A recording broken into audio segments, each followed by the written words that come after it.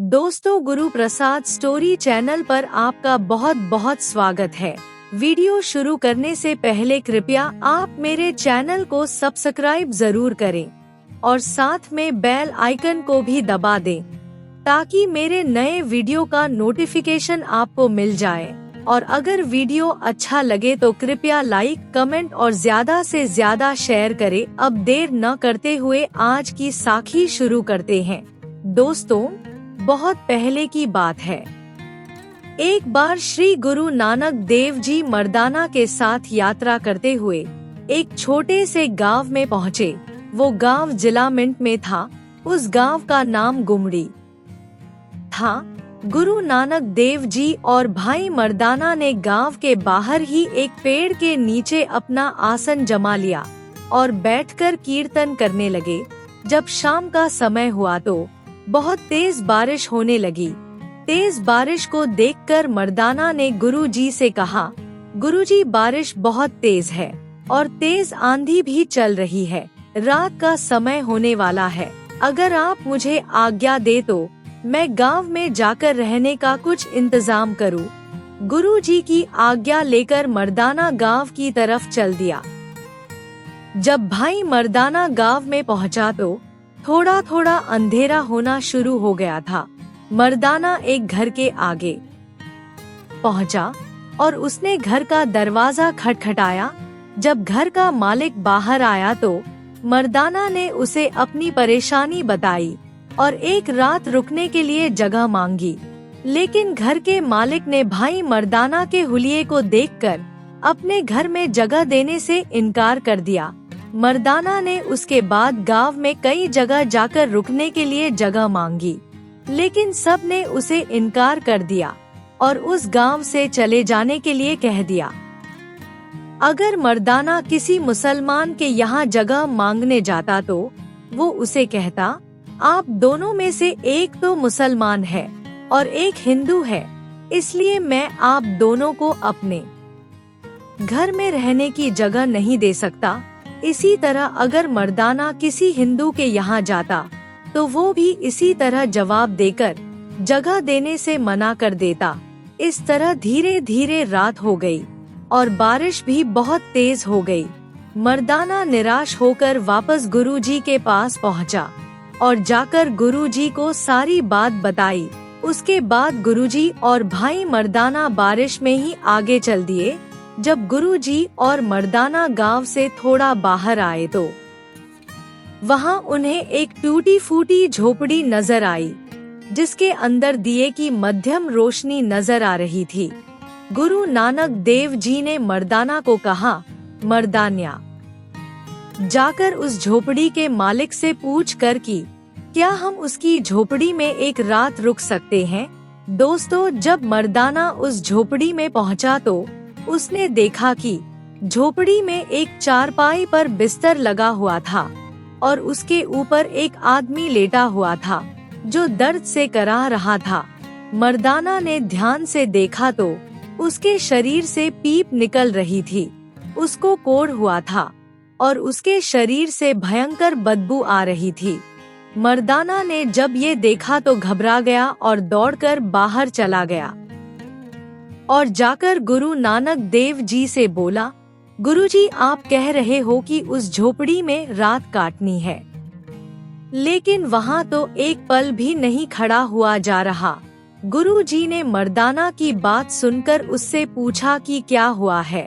तब मर्दाना बोला, गुरुजी, मैं आपकी आज्ञा मानकर उस झोपड़ी के अंदर गया था, लेकिन वो झोपड़ी तो एक कोढ़ी की है। गुरु नानक देव जी ने उसकी बात सुनकर कहा, चल कोई बात नहीं, चल मेरे साथ हम उसको देखने चलते हैं। फिर गुरु नानक देव जी मर्दाना को साथ लेकर झोपड़ी के अंदर चले गए। अंदर जाकर गुरु जी ने देखा कि वो आदमी तो उठने की हालत में भी नहीं था। गुरुजी और मर्दाना को देखकर उसने पूछा कि आप लोग कौन हो। भाई मर्दाना ने कहा, ये श्री गुरु नानक देव जी है। भगवान खुद चलकर तेरी झोपड़ी में आए हैं। उस कोढ़ी ने गुरुजी का नाम बहुत सुना था। वो गुरुजी की तरफ हैरानी से देखने लगा और सोचने लगा कि गुरुजी उसकी झोपड़ी में क्यों आए हैं। उसकी आंखों में आंसू बहने लगे। वो हाथ जोड़कर गुरुजी से बोला, गुरुजी, मेरे पास तो मेरे घर वाले नहीं आते, फिर आपने मुझ जैसे कोढ़ी के घर चरण कैसे डाल दिए। गुरुजी ने उसकी बात सुनकर पूछा, बेटा तुम्हारा नाम क्या है? वो बोला, गुरुजी मेरा नाम प्रेमा है और गांव वाले मुझे प्रेमा कोढ़ी कहकर बुलाते हैं। गुरुजी ने उसकी बात सुनकर पूछा, बेटा तुम्हारा परिवार कहाँ है? तब वो बोला, गुरुजी जब मैं बिल्कुल स्वस्थ था, अच्छी कमाई करता था, बच्चों को पालता था, तब वो सब मेरे साथ थे। लेकिन जब मुझे यह बीमारी लगी तो मेरे घर वालों ने मुझे घर से बाहर निकाल दिया। मैं सारा दिन बाहर पड़ा तड़पता रहता था, दर्द से चिल्लाता रहता था। मेरी आवाज सुनकर मेरे बच्चों से रहा नहीं गया और उन्होंने गांव के बाहर मेरे लिए एक झोपड़ी बना दी और उसमें चारपाई और बिस्तर लगा दिया। मेरे घर वाले जब मुझे खाना देने आते हैं तो झोपड़ी के दरवाजे के बाहर खाना रख कर चले जाते हैं। वो मेरे साथ ऐसा बर्ताव करते हैं कि जैसे मैं कोई जानवर हूँ।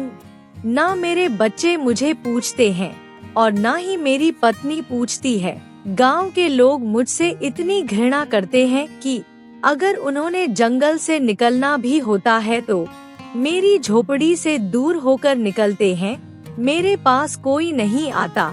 सब डरते हैं कि कहीं मेरी बीमारी उनको ना लग जाए। प्रेमा कोढ़ी रोते रोते सारी बात गुरुजी को बताने लगा।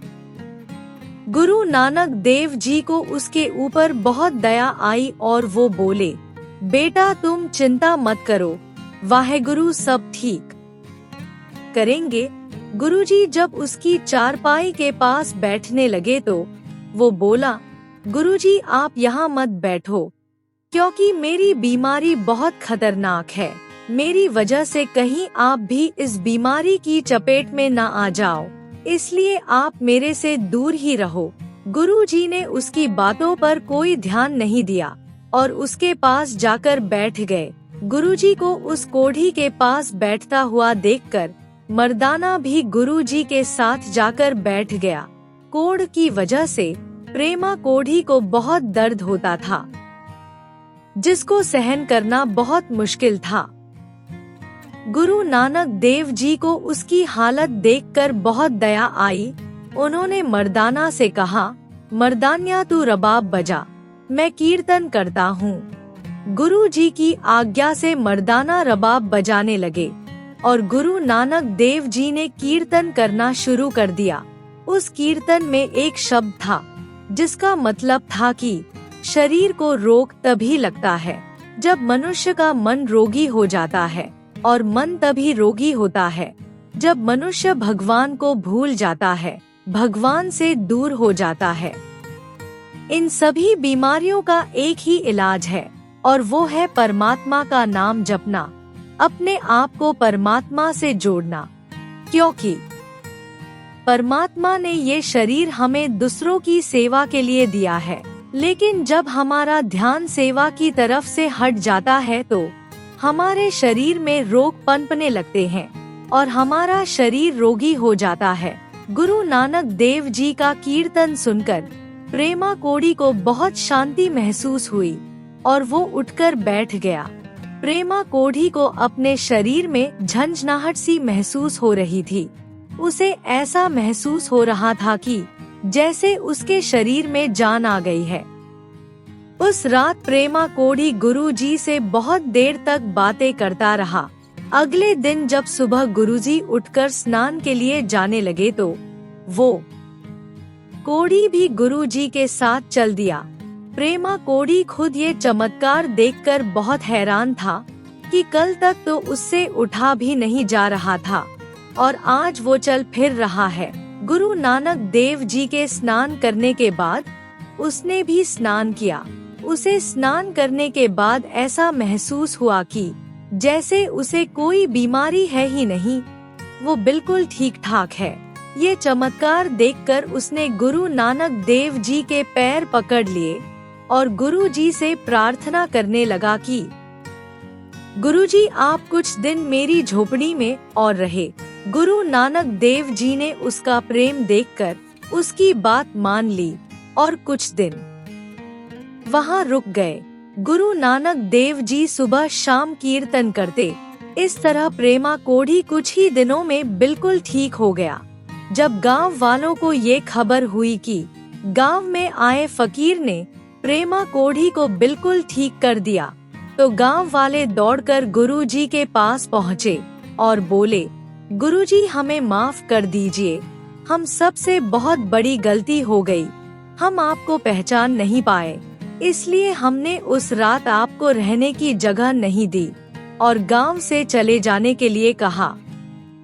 हमसे अनजाने में बहुत बड़ी गलती हो गई। कृपया हमारी उस भूल के लिए हमें माफ कर दीजिए। तब गुरु नानक देव जी ने उनकी बात सुनकर उन्हें समझाते हुए कहा, अगर आपके गांव में कोई अतिथि आता है और आपसे किसी तरह की मदद मांगता है तो आपकी जिम्मेदारी बनती है कि उसकी मदद करो, उसकी परेशानी समझो। और दूसरी बात, अगर कोई मनुष्य बीमार पड़ जाता है तो कभी भी उसे अपने से दूर मत करो, बल्कि उसकी हिम्मत बढ़ाओ। तुम सब लोगों को उसकी सेवा करनी चाहिए। फिर गुरुजी ने प्रेमा कोढ़ी के परिवार को भी बुलाया और उन्हें समझाया कि तुमने बीमारी की वजह से अपने परिवार के सदस्य को बिल्कुल अलग छोड़ दिया। क्या ये बात ठीक है? अगर ये सब कुछ आपके साथ होता तो आपके ऊपर क्या बीतती? गुरुजी की बात सुनकर उस कोढ़ी के परिवार वाले बहुत शर्मिंदा हुए। उनकी गुरुजी से नजर मिलाने की हिम्मत नहीं हुई। उन सभी ने गुरुजी से क्षमा मांगी।